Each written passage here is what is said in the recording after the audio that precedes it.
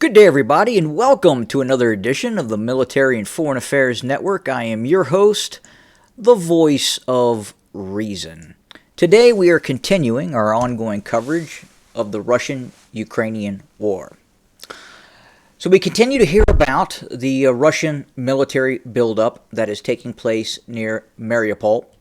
Again, upwards to 30 to 35,000 Russian forces massing in this area.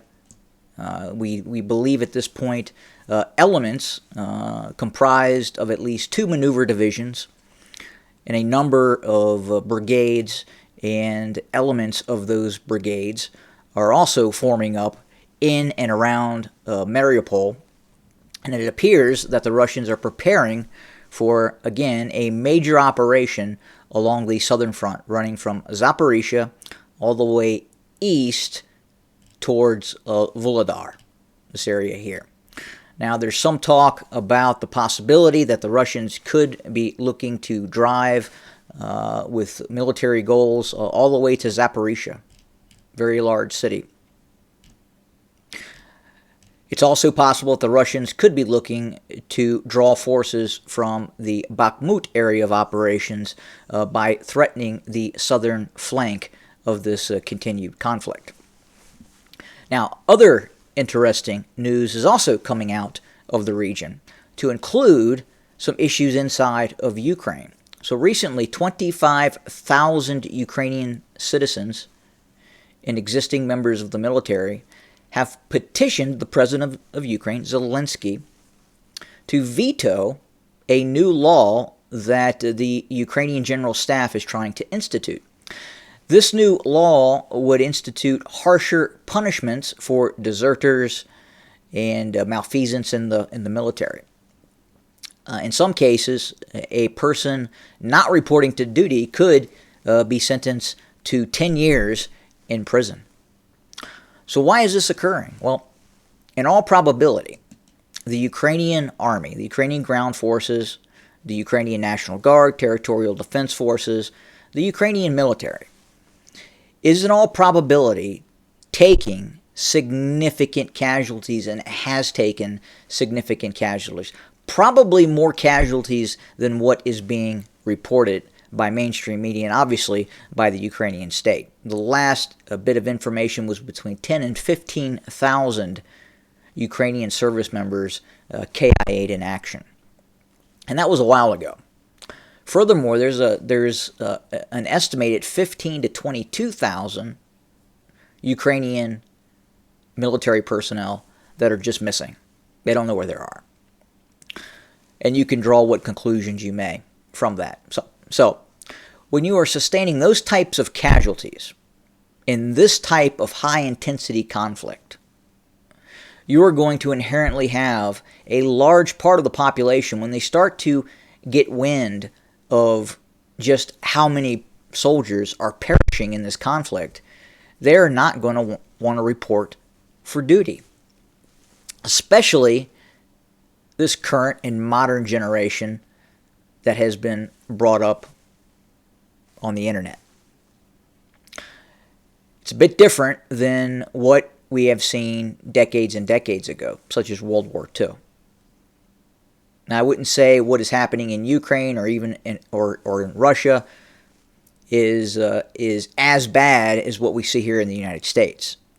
The general population in the United States is unfit for military service. Fat, lazy, internet generation that essentially does nothing.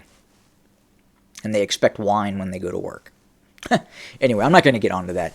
But again, in all probability, the sheer number of casualties that the Ukrainian military is taking is leading to what is these new laws that are trying to be instituted. Because it would appear right now the Ukrainian armed forces is starting to have difficulty in maintaining personnel in its army. Furthermore, what's even more interesting is obviously there are a lot of, or there is, content providers based in Ukraine, or were formerly based in Ukraine, Ukrainian citizens, who have since fled Ukraine and are now reporting in other nation states. So the big question is, why is that? Look, on the surface, of course, they're going to say, well, it was dangerous, I could not produce content, I was doing it for my family. But if that person is a fighting age male, meaning aged 18, 20, all the way up to 40, he probably received a letter stipulating he needed to report for service. Now, while I can understand a 30 or 40-year-old may not participate in frontline combat, some are. But others could do other roles. There are other roles that the Ukrainian military would utilize those more aged personnel. They could place them in rear area duties, supply.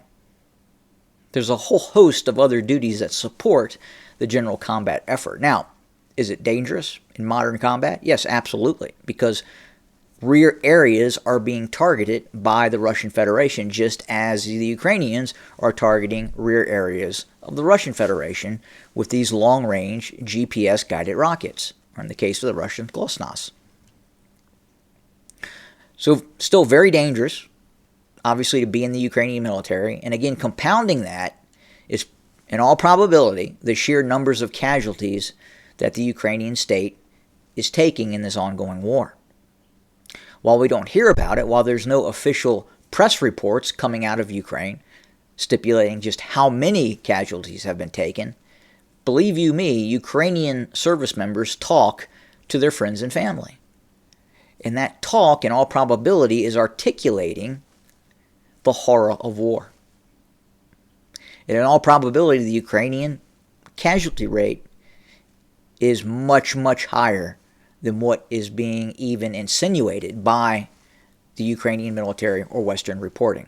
There's a great propaganda effort that has been instituted by the Ukrainian state, as have the Russians. And that's designed to keep morale up and continue the war effort. If the Ukrainians were to publicize the casualty rates, things may change pretty quickly. And that's in all probability why we are seeing these new laws being instituted inside of Ukraine. Horrific casualties, lack of individuals wanting to participate in the military, answering the call up, whether it's volunteer or conscription. And we're also seeing many of those earlier Ukrainian units that fought very, very well. Many of those units have been degraded and have taken massive amounts of casualties over the year of war. So the capability that we saw early on with the Ukrainian military, and even in recent offensives such as the Kharkov offensive and operations down towards Kherson, the capabilities of the Ukrainian military are clearly degrading. While at the same time, the Russian military, although degraded from its earlier operations, are starting to recoup, reorganize, restructure, and rebuild at a faster rate than what the Ukrainians are doing. So it'll be interesting to see what happens.